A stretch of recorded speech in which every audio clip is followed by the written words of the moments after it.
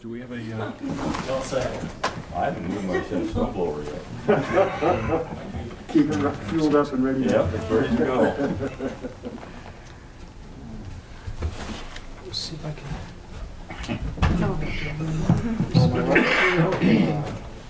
start working on the strawberry bed, so that's a good sign. We must be Close. close to where the frost. We have a screened-in porch that we virtually live in during the summer. My wife is very sensitive to mosquito bites and insect bites, so she stays inside the screening. But it's got a canvas roof, and it won't support snow, so we have to take it down every year. Oh, okay. I put it up yesterday.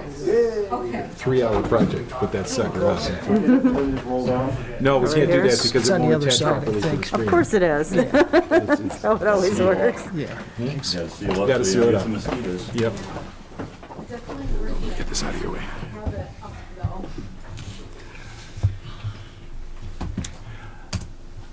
Are we all set? All right, it is 7 o'clock. Today is May 9, calling the meeting of the Meridian Township Planning Commission to order. First item will be the roll call.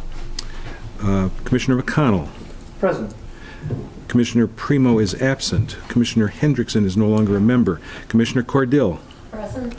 Commissioner Shrewsbury. Present. Commissioner Richards. Present. Vice Chair Tresice. Present. Commissioner Snyder will not be present tonight, and I am the chair. I am present. So this meeting is now in order. We have 2 members of the public present. Do either of you gentlemen wish to address the commission? No? All right. All right. Then at this point, I will close item 3, public remarks, and we'll move on to item number 4, approval of the agenda. Commissioner Cordell moves to approve. Is there a second? Support. Supported by Vice Chair Tresice. All in favor of approving the agenda, say aye. Aye.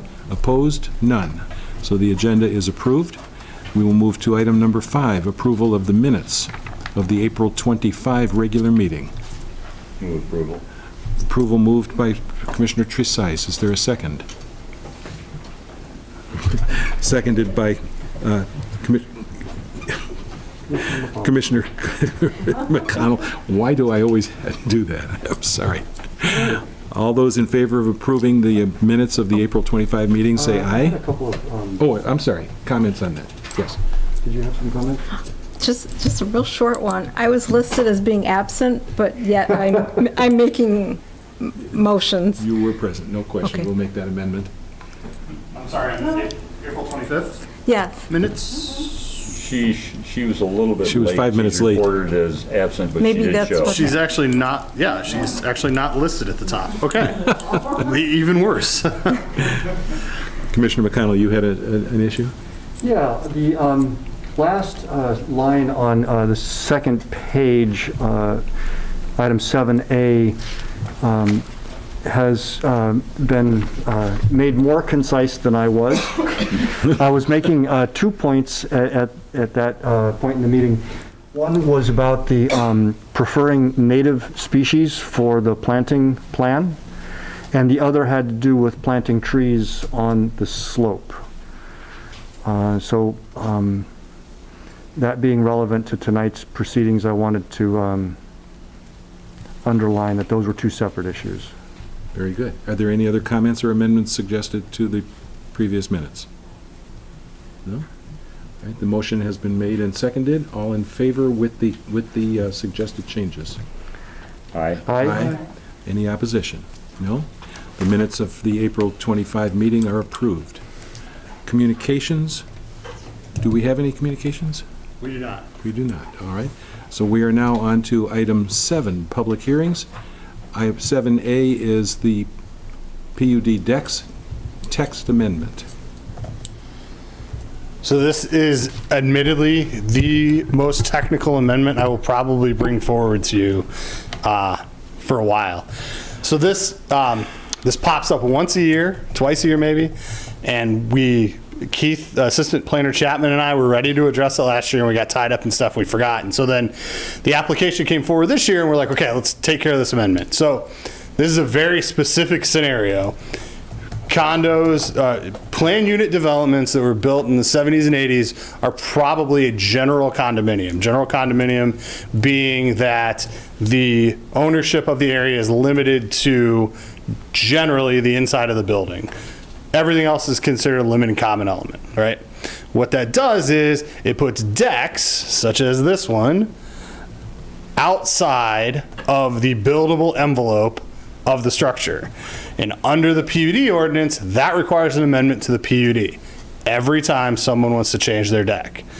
What we found is every year this comes up, because in this neighborhood specifically, a lot of these decks are older and somewhat smaller, and so every time somebody goes to expand one of them or modify the one in any way, even if it's to go from an 8 by 10 to a 10 by 8, it requires an amendment to the PUD. It's a very long and lengthy process, and every time, it was funny because this was one of the first things I did when I got here was do a minor amendment for Haslet Village MUPUD, Village of Alchemist MUPUD, and a nice older woman who wanted to build a deck on the back of her house. And I was asked at the meeting, why is she here? And I said, because the ordinance gives me no leeway.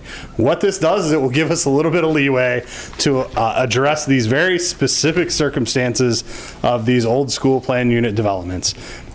The exception would be that decks not to exceed 10% of the square footage of the principal structure will be allowed to be approved essentially administratively. They will not be considered a major amendment. And we can go forward. We can all go about our merry way. Staff has no major concerns with this. We would recommend the Planning Commission move this forward to the Township Board so we can get this issue resolved. Any questions, comments? Commissioner Cordell? I understand the need for this. I did have a question about the resolution. It's the third whereas. I think earlier you said, allowing a deck to encroach no more than 10%. It's reading into the open space that is 10% of the total square footage of the house. I just was wondering if you wanted to say not to exceed 10%. Yeah, we can absolutely add that is no more than. Yeah, makes total sense. This may seem silly, but is the word deck defined anywhere?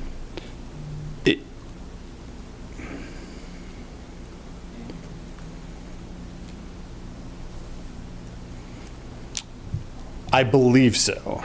I believe it is defined under the encroachments. I'm trying to go through the definition section in my head right now. Yeah. Let me explain why I ask. Please.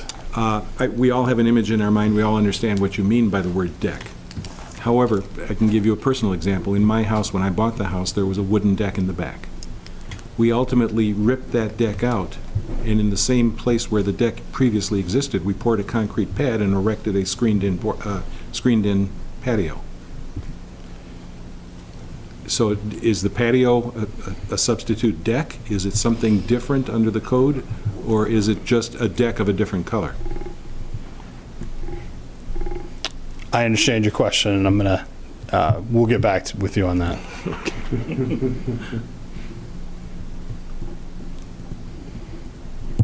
Commissioner Shrewsbury. Commissioner Cordell's question raised one for me too. In the change to the ordinance, it says, 10% of the square footage of the principal structure, but in our resolution it says house.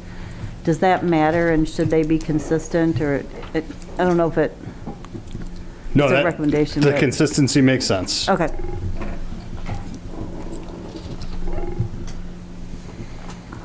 It's us trying not to write the same thing over and over again. Thanks. Yeah, I didn't have a preference which one. I just thought they should be similar. Understood. Thanks. Any other questions or comments? I think this is a matter that should be returned to our consideration after you've made a few changes. We've got our marching orders. Thank you. Very good. Thank you.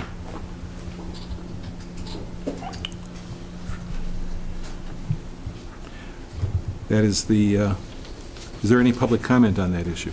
No, all right. So now we move on to item 8, which is unfinished business. Starting with 8A, relates to special use permit 22-05-11 at the Bickford House at 3830 and 3836 Alchemist Road. Thank you. There was really no major concerns that were raised. One of the things that we did during the discussion on April 25th, one of the things we did want to clarify was there was a brief discussion about the variances that were granted. There was one variance previously granted. It was a very limited variance for the landscaping adjacent to the building. And it was it was an interesting interpretation. It was the area around the front entrance had more concrete than I think people were comfortable with. And so they requested a variance for approximately 90, for the 24 feet of 4 feet landscaping, so 96 square feet total. And they were required to put double of that back, so 192 square feet. That was put in on the north side of the existing building. Obviously, that'll be displaced, and so as part of any review, there was no definitive location required for that, so they will need to provide that additional 192 square feet of ground landscaping adjacent to the building as part of the modification going forward. But outside of that, staff has no major concerns with this and would be happy to recommend approval going forward, subject to any further discussion of the Planning Commission. I'd be happy to answer any questions if there are any. And just to be clear, 8A is an item that the Planning Commission has final say on. 8B does go to the Township Board for final decision. Commissioner Richards. Yeah, I between meetings here, went over and took a look at property, particularly on the east side, which would be the back of the building. And then, and it's high, it slopes down. But it appeared to me that the lot to the north is significantly higher than the building. And I'm having a hard time picturing how that's going to be built. And, with, they're either going to have to, I don't know if they're going to bowl that out, or how are you going to do that? Because it's like being built into a side hill almost to the north. I'll let the applicant's engineer discuss it. There will be some substantial grade cut, I expect. Yeah.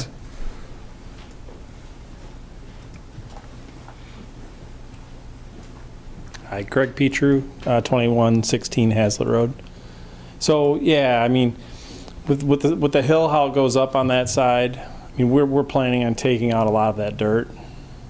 And essentially the building will continue at the same elevation, but then we're gonna have a little bit of a drop off to create a few stormwater areas. But essentially, the east side, we're still gonna have the sloping hill. It'll just kind of extend down. And then, like I said, we're gonna have to take a lot of dirt off. So there's going to be, can I ask a question? Sure. There's going to be a retention pond on the north side of the building as it's added to? There will be a few, Okay. stormwater So- features. Not a real big pond, but yeah. I'm just wondering, it's really going to be steep there, depending on, because the way that you've got a limited amount in terms of going north. So were you planning on putting some sort of a barrier fence or something around the catch basin or the pond or whatever you want to call it? It's a dry, place where the water's going to catch there, because it's going to be quite a slope. I'm just wondering, I can see some issues just trying to landscape that. If it's got grass, trying to cut it. I'm just wondering how you're going to engineer that. Well, I think we're showing like 5-to-1 slopes, so it's not like it's 2 or 3-to-1, but we're going to have to stabilize the bank, and I think we talked about maybe using some native landscaping and trying to use some different plant materials that'll help stabilize that hill. Okay. The other thing I did notice is I believe there was originally a double row of trees along the back And then there's at least one, maybe two of those. I mean, they're larger now because of growth over time. But it looks like at least one of those must have died or is gone. And so are we talking about having a double row across the whole back then? I guess I'd ask staff, what's the, Do you have our landscape? is that something we should be concerned about in terms of making sure that there's a interlocking? Be page right there. Yeah, so they're functionally proposing to extend that landscape treatment to the north, as you can see by these. Yeah, it's essentially from kind of where the existing trees go, and then where the new building will be. We're just going to extend those. Yeah, that looks like a single row though, right? That's Well, they're essentially what's there. They're staggered, but it's a single row. Where, again, walking behind the original building, for most of it, there's a double row of trees. I don't know if I took a picture of it or not, but that's my recollection being up there. Did you guys pick it up in the survey?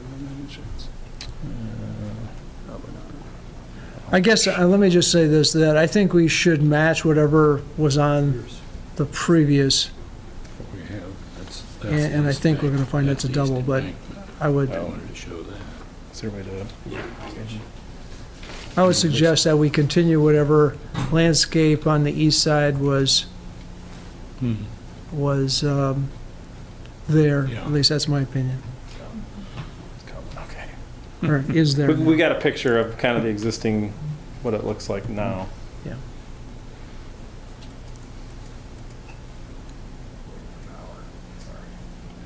And it's a very good barrier right now. Yeah. Yeah. There is one spot, like I said, there's one tree that's up in there that's missing. Almost. But- Is there a way to zoom in a little bit? Nailed it. Ah, there you go. But you can't see whether that's two or one. I took this It looks like a photograph zigzag this row. morning. Yeah, I think it's just one And that's- row, it's that's just the- staggered and. You I mean, think we so? have 'em- Okay, Yeah. but I guess, whatever is there now. You know, we have them kind of close together, so they're staggered. I think it'll grow in, like it'll be pretty. Like two, okay. Like, just like it is now, I think. Yeah, This is the south embankment near the detention pond. okay. And this is the fence that we have around a good portion of the detention pond, the existing detention pond. It's put there Yeah. for safety. If I could add, I believe that wasn't in the original design, Yeah, that's true. but I guess I would like to see it included in the new design on the other side. Kind of match amongst other things.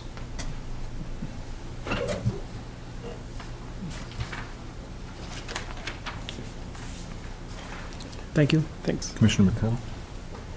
Yeah, as long as the applicants are here, I was very pleased to see in the letter dated May 3, a series of modifications planned to the existing site plan that address the native species. And the third of those new and replacement trees, I'm sorry, the fourth of those embankments will be stabilized by vegetation and native trees. Are those embankments the ones that Commissioner Richards was speaking to? Okay. And so I guess my question is it simple enough to include a condition in our resolution that specifies that those changes are part of the conditional approval of the application? Yes, it certainly would be, I would say, add a sixth condition that incorporating all the changes the applicant has proposed as of their May 3, 2002 letter.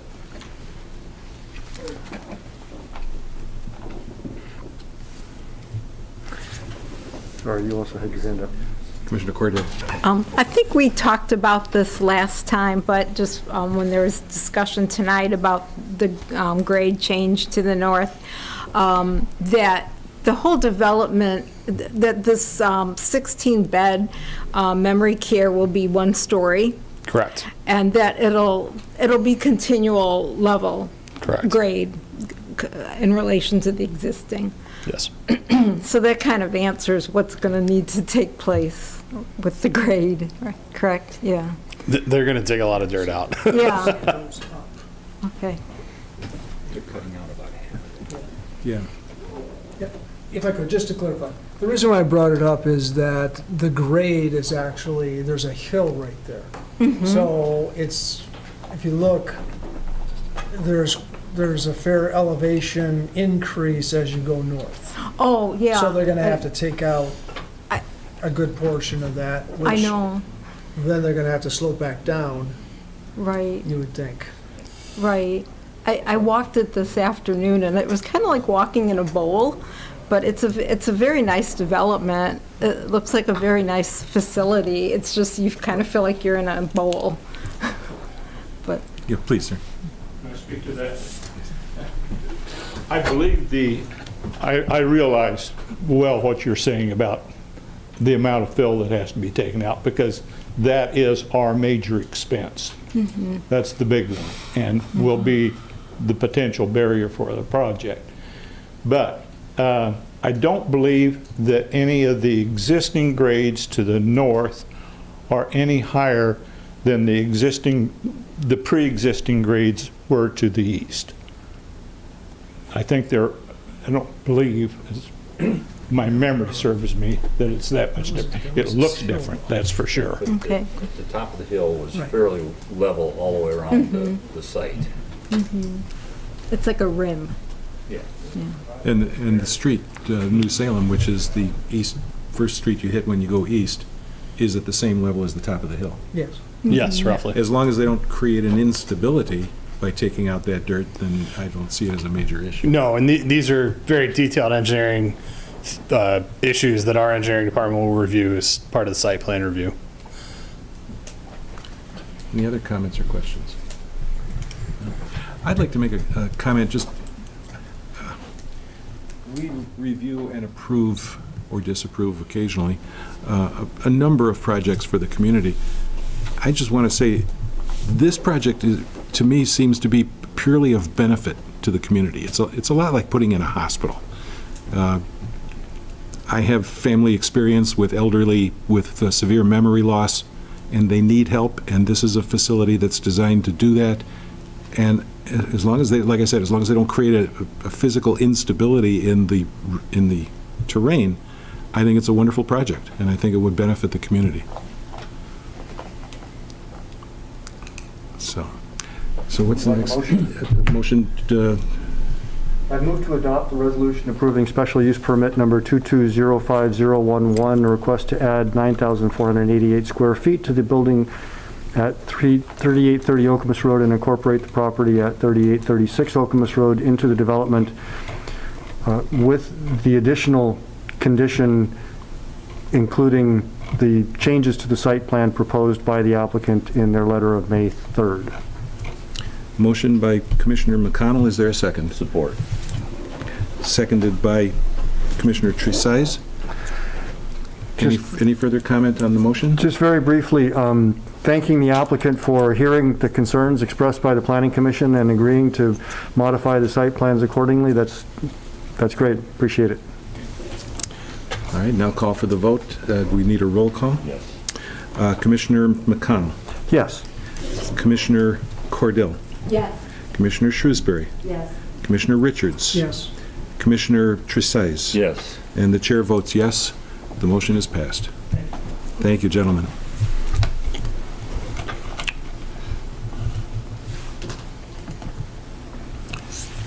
All right. We now move on to, we have to deal with item B, don't we? We do. All right. Do we need any further discussion on that, or do we just go to a motion? This is simply the recommendation on the building greater than 25,000 square feet, because they are now greater than 25,000 square feet. Staff would recommend approval. Now, if we recommend it, it still goes before the board. The Township Board is the final arbiter of this special use permit request. Is there a motion with respect to item 8B? So moved. Commissioner Richards moves the approval of item 8B. Is there a second? Commissioner Cordell seconds. Let's do a roll call on that. Commissioner McConnell. Yes. Commissioner Cordill. Yes. Commissioner Shrewsbury. Yes. Commissioner Richards. Yes. Commissioner Tresize. Yes. And the chair votes yes, that motion is passed.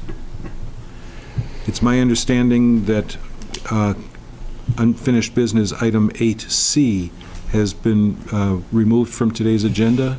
Yeah, so what I originally was going to say is if there was anyone in the public that wanted to speak about this, that I would ask the planning commission to give them an opportunity. I don't believe Mr. Petrie would like to speak to this right now, unless he does.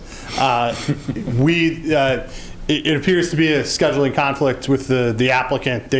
Both of the principals were unable to make it this evening. Obviously, they have other projects, and as I understand it, children in orchestra. And so they were unable to make it this evening, and we will bring this back as soon as we get the schedule squared away. There's no action the planning commission needs to take this evening, but we would simply tell you it will be back. This isn't some death of the project. This is just a bit of a scheduling snafu. Very good, thank you. Well, then that brings us up to unfinished business item 8D, temporary containers. Hi. We talked about this back on April 11th. We've had some concerns about some of the temporary containers, pods, colloquially known, around the township. So we put together a draft ordinance that led to some discussion that our response resulted in the draft ordinance in front of you. There seemed some desire to make a distinction between dumpsters and pods, if you will. One's more commercial in size and one's more residential in size. So we added, I just simply pulled this definition from another example, portable on-site deliverable storage units, also known as pods, to just make that more distinct from the temporary containers. And then further down, you should have a red line, correct? Did that go through this time? Yeah. Excellent. We figured that technical glitch out. A pod in the front yard must be on a driveway or hard surface area. Community Development Director may waive that requirement. However, the temporary container unit, there was an acknowledgement. These are more commercial in size. You might not have a driveway in the first place. They can be placed in the front yard outside of the right-of-way with the approval of Community Development Director. In either case, it's still, hey, I'm going to do this and get written permission. That's fine. There's no formal permitting, but you do need permission of the Community Development Director. I think that covered. There was a question of what do you do in the case of multifamily development, apartment development. It'd be just like any other enforcement case. We would contact the apartment development. They would be the ones. It'd be on them to find out which tenant's pod is that or which tenant's container is that, and But our response, our enforcement would be against the development, not against the apartment person. Then they would have to take it out on the tenant. If you're okay with this, we still need to schedule a public hearing. We can finalize this and probably first meeting in June, we'd have this back.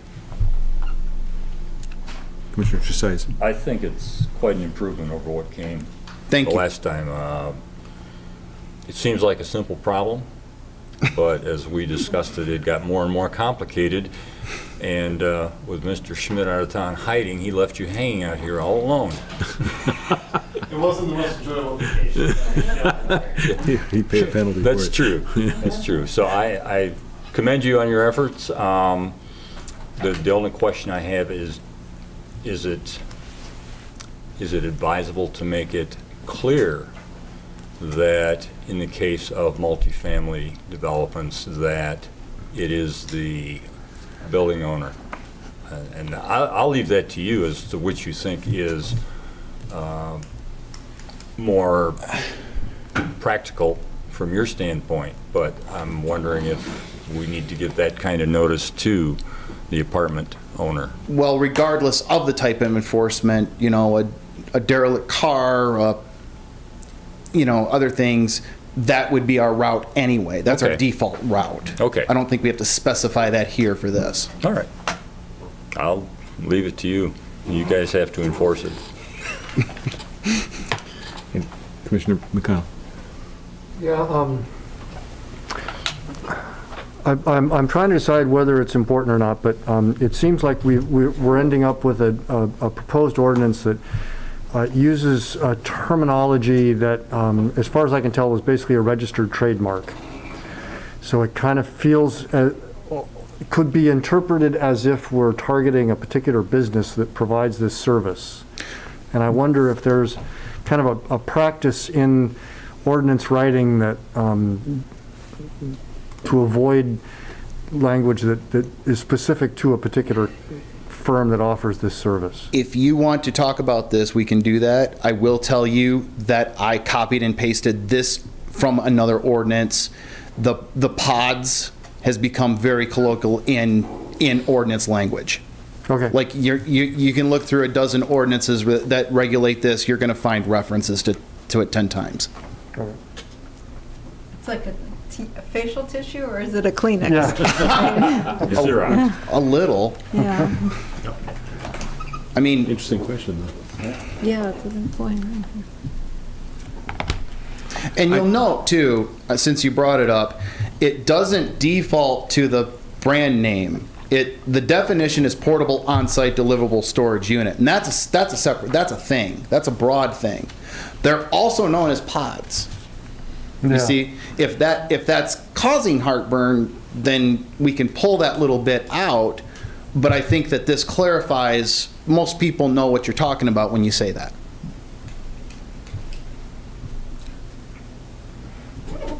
Yeah, I agree that phrase does that. Also known as or commonly known as, either way. Sure. Commissioner Shrewsbury. It's been a while since we talked about this, but it looks like what you did, and I like sort of clarifying the distinction between like a dumpster and a pod, but it appears that in just about every place, what we've done is, oh, okay, nope, never mind. You addressed it in line F and G. So a pod has to be here, the temporary container has to, so that's where there's a difference between the two of them, but otherwise it's pretty much the same regulation. Okay. They're very similar. And again, that's something that you commonly see. The distinction is, the residential versus Weird commercial. one. Okay, thank you. Sure. 4 or 5 years in their parking lot. Yeah. Any other comments or questions? What do we do with this then? Refer it back to staff? Okay. We'll bring it back now. Yeah, we'll refer this back to Okay. staff and bring it back again. All right then, so that's 109. I keep going up and down here. So now we are on item 8E, the Bath Township Master Plan. So at your last meeting, we gave you a memo. Bath Township is an adjacent community, and per Michigan planning law, they are in their public comment period for their draft master plan. So surrounding communities and other agencies are officially on the clock to respond with any concerns they have with that draft master plan. I gave you a link. I haven't had anybody contact me and ask me for a hard copy or like where is this or anything like that. And we did say that tonight we'd discuss that. To that end, we put a draft letter that the response will come from the Planning Commission to their Planning Commission. That's why it says Mark Bloomer, Chair, to Dan Kramer, Chair in Bath Township. We did take it upon ourselves to start you with one comment. On page 48 of that draft plan, the third paragraph says that lakes, streams, and wetlands in Bath Township are found in the water features map at the end of chapter 3. It's more accurate to say that the map is found at the end of the natural features chapter, since they don't actually number their chapters.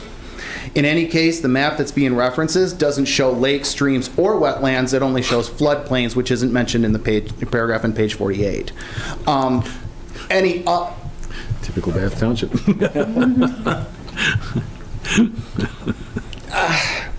As a matter of natural features in an adjacent community, I feel like we ought to have an idea of what if anything is on our border. Commissioner McConnell.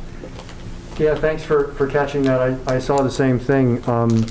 And actually, they did a very similar thing with reference to their non-motorized transportation map that was said to be following that section, but I couldn't find one. Couldn't find I couldn't find it. I couldn't find a map. That's good point. Yeah. And I would love to see their non-motorized transportation plan. It would be helpful, because we want connectivity, right? If we're building our own and they're building theirs, we want to make sure that we're in line, and so, yeah. So they can meet up, yeah. Commissioner Cordell? I just would like to point out that Bath Township is not just a different township, but it's in a different county. And I don't know if there are instances where county roads could line up, or if there's issues with, you see what I'm saying? You know, you have a couple different layers of different governmental units. It's a good point. Most people don't realize until they're pulled over heading south that Park Lake Road actually drops 20 miles an hour at the border. You learn the hard way. But if you send a letter, It's a fundraiser. you'll get out of the ticket. Welcome to the neighborhood, right? But that's a really good point. Is there a comment that you Not specifically, but just because to be one of the aware of. reviewing entities on this is the Clinton County Planning Commission. Right. They're going to end up reviewing this as well. Okay. The Clinton County Road Commission as well as, or I'm sorry. Sorry. Their planning commission. Actually, their road commission has probably got this too. you would think so. Yeah. Other government agencies inside, Right. and I think road commissions are part of that list. Yeah, a number of years ago, I served as the secretary of the board, and it wasn't secretary for minutes, it was signing all those letters to the various agencies. I mean, anything from like CSX to neighboring communities and so forth. But it's just something, I didn't see anything, but it's just something to be made aware of.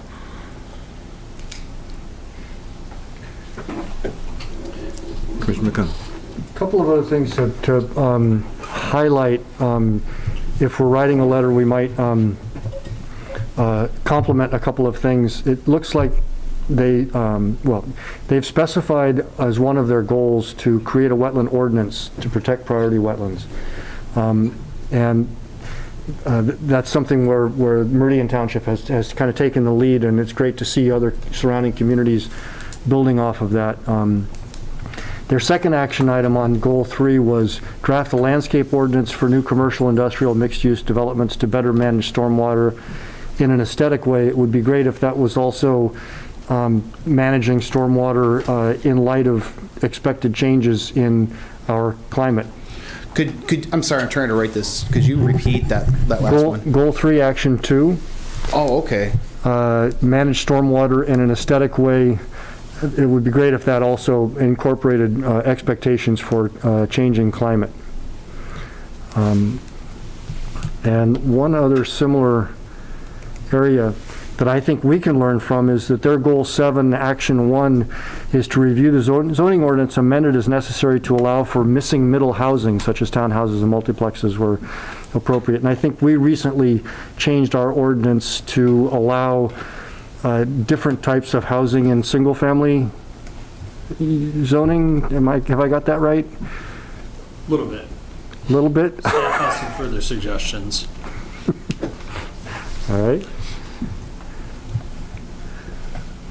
I didn't realize that they had an urban service boundary. They say they do, but I couldn't see it on the maps. Maybe I didn't look closely enough. Is Rose Lake in Bath Township? Yes. Yes. Yeah. Yeah, it is. Wait. Yeah, I don't see their urban service boundary on their future land use map. I don't see it on their. I'm sorry, I was writing that what? I don't see their urban service boundary on any of their maps. Okay, duly noted. Just got to prove to them that we looked at it, you know.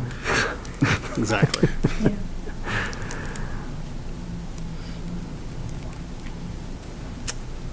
Any other questions or comments for staff? I'll redraft this letter and bring it back at your next meeting. Very good. Thank you very much. Okay. Thank you.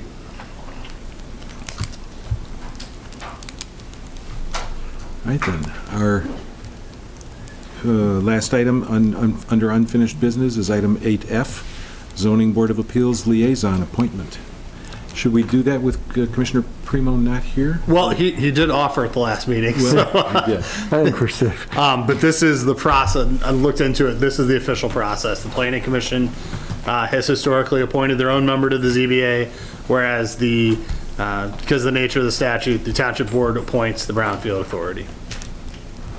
So it would be two separate motions.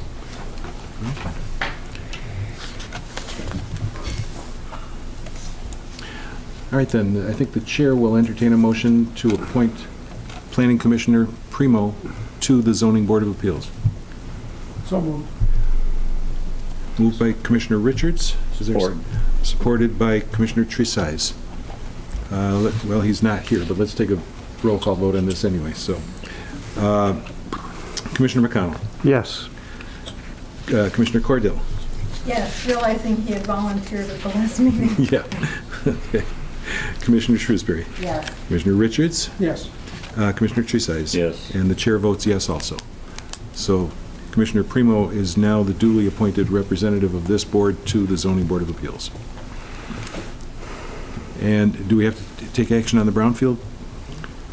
We would ask that the Planning Commission make a recommendation. I will get that to the And that would be you. to the supervisor. Okay.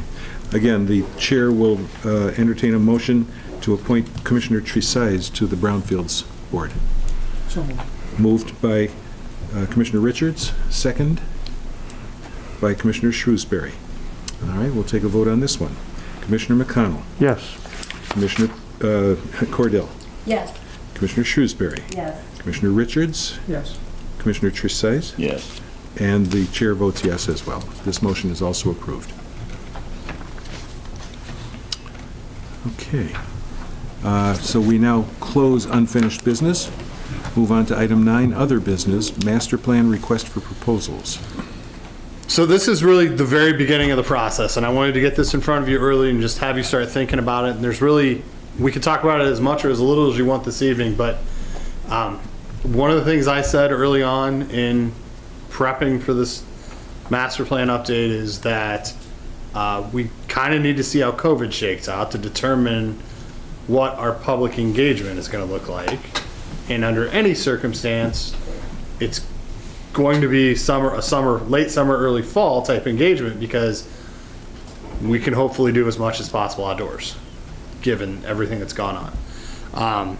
So what I'm doing is just I wanted to start laying that groundwork, and staff is working on putting together formal RFP, and we want the Planning Commission's feedback on, the kind of things that you would like to see in public outreach. I mean, clearly, social media has changed even since the last update in 17, it's changed substantially in terms of how we do public outreach. The one thing that I would say that is a huge benefit to us is the farmers market is gangbusters now, and hopefully we can leverage that towards the end of summer, early fall, and get some public input there. But we just wanted to start the thought process going here with the Planning Commission, because this is going to be the first step. This is getting someone on board to assist us with community engagement is important. I'm very confident in myself and Assistant Planner Chapman and Senior Planner Shorkey in terms of pulling this plan together and working with the Planning Commission to get it the way we want it. But if we don't have good public engagement, and it's the hardest thing to do as a planner, if we don't have good public engagement, the plan's not worth paper it's written on. And so this is important to me that we talk, that if the Planning Commission has feedback, has suggestions, has ideas, please funnel it over to staff. We'd love to hear it. You're not really suggesting a complete rewrite, though. This is really what you're proposing is an update to the existing. Absolutely. I would propose that for a couple of reasons. One, that was a substantial update that was done in 2017, first off. And typically, communities do sort of an on-off cycle of major update, sort of update the goals and objectives, review the situation 5 years from now, and then 5 years, so essentially 10 years in between major updates. And two, frankly, because of COVID, we functionally lost 2 years of implementation given what has happened in the world, and we're just starting to see what macroeconomic forces are coming out of that. I mean, with inflation where it is, with interest rates where they are, with labor prices and lumber prices and everything the way it is, how does that change things? And I am not going to tell you I have the answers right now, but I think what we need to do is start seeking that public input to figure out how we can incorporate the new reality into the plan. And so largely what that discussion is about are the goals and the objectives and the urban service boundary. Those are the two biggies of how do we implement this plan. The underlying nature of this community has not substantively changed in 5 years. The one benefit we do have now is we have the updated demographics, and we'll be able to include those likely as an appendix, because what we're trying to think through is how do we make this as modern and as digital friendly as we can. Because I can tell you that in my year here, I have never had anybody ask me for a copy of the plan. It's online. And so we need to think about that new dynamic of, does this functionally become an only digital document? Is that the most effective way to get it out, get the information out there? And so working with our communications department to make this function as seamlessly as we can with our website is going to be something that we work on. Mr. Shrewsbury. Knowing that a lot of the federal money that came in required some level of community engagement for spending plans and things like that, that I'm sure the township board had some involvement in, can we take, I don't know if any of that is relevant to this work, and if we could sort of get a jump start on this work by looking at some of the things that had already come in and that stakeholder input for that process? So we'll certainly use, first and foremost, we'll obviously use the poll, survey, thank you. That was done late last year, that got very good input from the public. And obviously, as we've gotten public input on the ARPA dollars, that can be incorporated as well. But I think one of the things This is different, but one of the things we're hearing about the ARPA dollars is put it in the roads, and that's we get it. but don't close them while you're doing Don't. that. Yeah. Thank I you. will give you an update on Grand River in just a moment. Yeah, I like the idea of community engagement, and I think that you're right. I would personally like to see kind of a little bit of everything. Some people are old school and prefer in-person something, so you have to have that option for those for whom that is their comfort language of communicating. But I think the idea of something online and promoting it, the township does a good job of that anyway, and sort of incorporating into the regular channels that the township uses with a little bit of oomph, I think would be good. What you're looking for is active involvement and discussion, and I think face-to-face meetings are still important for that purpose. If it's completely online, you lose the interaction. Commissioner Tresize. There is also the alternative of interactive online. We did our meetings here for a year on Zoom. That gives some of the input, gives a chance to input. It also has a nice chance for photobombing and other stuff, so. I will say Mason appears to be trying to find that middle ground between the in-person for some groups and the virtual for other groups, to try and accommodate as many sort of subsects as possible, and get as much input as they can. It may also be necessary to do a different survey dealing with this in particular to get input as we go down the road. But I think we do need some expertise as far as communication and setting up some of these things. I don't know that the full-fledged charrette is necessary for an update, but I do believe there should be input. And I think going to the Alchemist schools and to the Haslet schools as a place to have a public meeting in a large facility such as an auditorium may be something that would allow greater participation for people in person than might be an outdoor event. And I'm sure the schools would cooperate. Commissioner Cordell? I was just going to chime in and having a variety of different ways that people can engage, because I don't know, I do like face-to-face to some extent, and I think that there may be more buy-in because you're actually across the table from someone, or I don't know, I'd hate to see that lost in dialogue.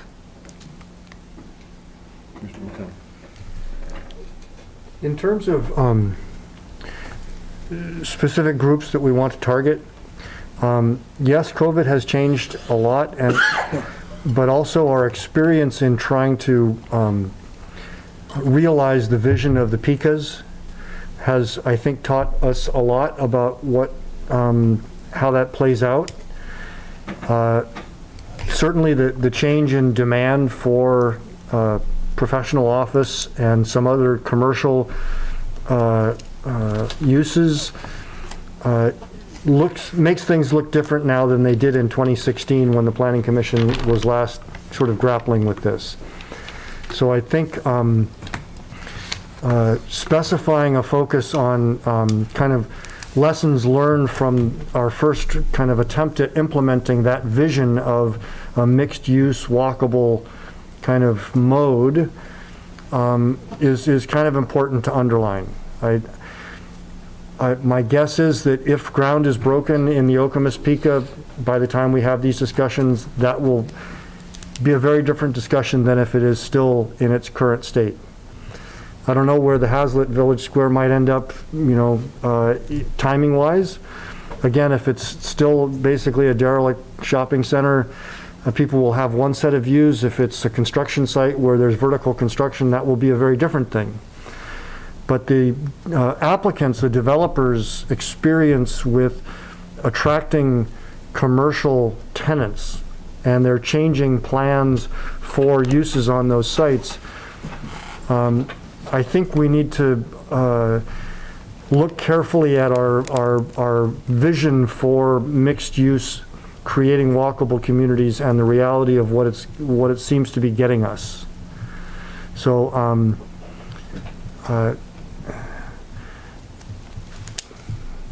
the member of the public at our last meeting was kind of posing us the question of what really do we mean by walkable? Does it mean that the people who are residents in a development have something they can walk to, or are there services and goods available at that site that are actually attracting nearby residents who will walk to acquire them? And we've had some experience with the Red Cedar Flats and others where we're not getting that. We're getting something else. And I think taking a good hard look at that, it should be an important part of this community outreach.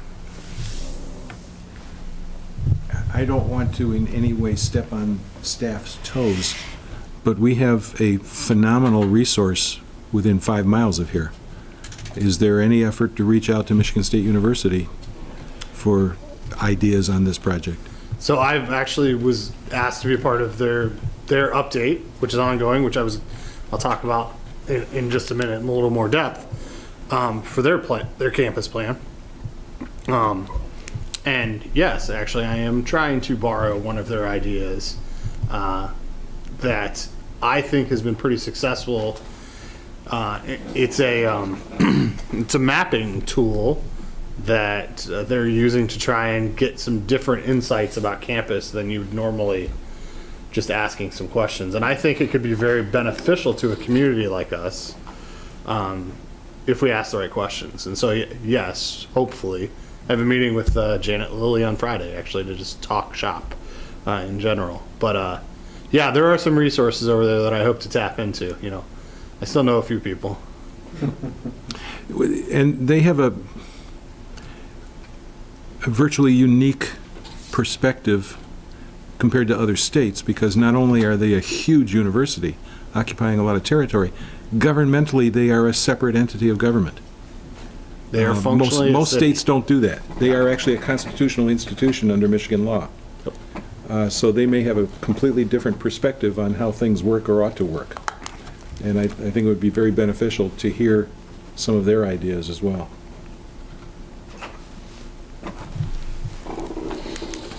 Any other comments or questions on this topic? Excellent. We appreciate the kickoff. We're going to start slowly trickling you guys information on this as we go forward here. Thank you. All right, then, we are now... Master plan. Okay, so we are now closing item 9.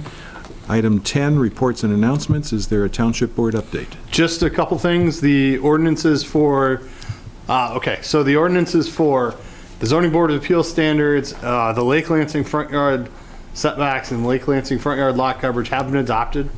The Becky Beauchene Culker rezoning at 2360 Jolly Oak was approved as well, and they are moving forward with their plans. The ordinances for non-residential fences, encroachments into yards, which is the deck, more than one decks, and the elimination of the RRR zoning have been introduced, and the Township Board is expected to adopt those at their next meeting. So that first round is about done, which means we have more to come. My dry erase board still has quite the list that we're slowly starting to tackle. And briefly, I just give a couple other items that are ancillarily related. The MSU, as I mentioned, is currently going through their campus plan update, and this is unique in that they have been tasked, Steve Troost and his planning group have been tasked with reviewing all of MSU's holdings throughout the state as part of this plan. So this is a massive undertaking for MSU. We will share the website with everyone so you guys can get involved as you see fit. But like I mentioned, they did have a really interesting sort of mapping tool that they rolled out at the beginning to try and start seeking input. But there's going to be plenty of opportunity for public input, and given that they have a major impact on us, I would encourage everyone to be involved. The two other things I just wanted to update folks on that are ancillarily related as well. The Township Board did adopt the final resolution setting the role for the Daniels Drain project that you've seen happening out Grand River Powell Road area. And so that will finish up construction this year. And then I will update you on the Grand River construction. The intersection of Grand River and Alchemist Road closes on Wednesday, on the 11th, until approximately mid-October. So, Those poor business people. traffic east-west should get a little quicker, but it's getting ready to get even more difficult. It's a massive project, and they're moving quick. I mean, they've got piles driven. They're not gonna delay, but it's gonna be a big project. Can I ask you for clarification? So you won't be able to go northbound through that intersection? You will not be able to go north-south on Okemos Road at all. I'm just curious, like, what about the third branch? How do you access that that's across from Meyer anymore? The detour will be down Marsh Road to Hamilton Road, up Okemos Road. Okay. Okay, I'm just trying to... It's extremely difficult. Yeah. This is a once-in-a-lifetime project. Right. It's just, we happen to be living... We just happen to be living it, yes. Yeah. Go somewhere else. Boy. Please continue to support the businesses, but it's going to be a difficult summer. As long as I can get to Buddy's Pizza, everything is okay. You know? I Get the pizza haven't fixed. ordered yet. I'm ready, though. It's time. That's all I have. Thank you very much. Are there any liaison reports? Commissioner Cordell? I'm just buying time here, sorry. Just since you're going to have an audience with Michigan State later this week, it is interesting how happen to have a Spartan in our family right now, but it is interesting that policies that the university undertakes does impact land use and all that good stuff. For example, they changed a policy of requiring from 1 year on campus to 2. So all of a sudden, there's not enough on-campus living for those who wanted to live on campus. There was a newspaper article not too long ago. Of course, they highlight something like UC Berkeley's housing prices, but so basically, it pushes students off campus sooner because of their requirement expanding that. That just means that less juniors or seniors can live off campus, but it can also increase the price of rent because the demand is higher. Just some big picture things, some things I've seen as a parent. And it's that I could tell you, I remember talking to MSU about that back when I worked with East Lansing. That's actually been on the books for a long time. And what they did is historically they waived it every year. And they waived it every year. And then they finally, as part of COVID, they stopped waiving it because, and I actually studied this with an intern while I was at East Lansing of, where the students lived and whether we could try to track grade point average based on where you lived. And we couldn't quite get to that granular of a level, but they have data that shows very clearly the more you stay on campus, the better your grades are. Right. Like it's abundantly clear to them. And that's, the underlying reason for the sophomores on campus. Yeah, no, I appreciate that where you're coming from. The other thing that changes the housing dynamic real quickly is the ever-growing freshman classes. You read in the paper, larger yet. Meanwhile, there are some universities that are losing, which, you don't want to control measures like that, but as the university will take on more freshmen each year, that's going to change the housing dynamic. So anyway, that's, I guess, more than my 2 cents. No, the other side of that coin is that with the opening of FRIB, they're talking about an influx of scientists from all over the world. They're not students. They're going to be looking for real housing. And that might affect a community like ours. There already was kind of a feeding frenzy of homes. Yeah. Any other liaison reports? No. The Downtown Development Authority canceled its meeting this last meeting. I'd like to say for lack of interest, but there were other reasons. But there was one issue that was brought up in a letter, and that was there was an issue with light posts in the Alchemist construction zone. And they had to remove a bunch of them, and it turned out they couldn't figure out quite who owned which ones. And that became an issue on who removes them and who's responsible for paying for it and who's responsible for putting them back. So you never know where those kinds of issues are going to go. All right, and no other liaison reports. We're closing item 10B. Moving on to item 11, project updates. Are there any new applications, site plans, or site plans received or approved? Nothing of note. We're working through what we've got right now. We have an approved site. Oh, what did we approve? Oh, Very minor site plan, but we did approve modifications to the vestibule and replacement of the pedestrian bridge at the Douglas J site. Okay. All right then. Now we're on to item 12, public remarks. The record should reflect there are no members of the public present. So we'll close item 12. That brings us to item 13, adjournment. Is there a motion to adjourn? So moved. So moved by Commissioner McConnell, second by Commissioner Richards. All in favor of adjournment, say aye. Aye. Aye.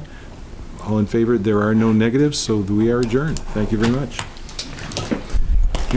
Last week, late, it was dark.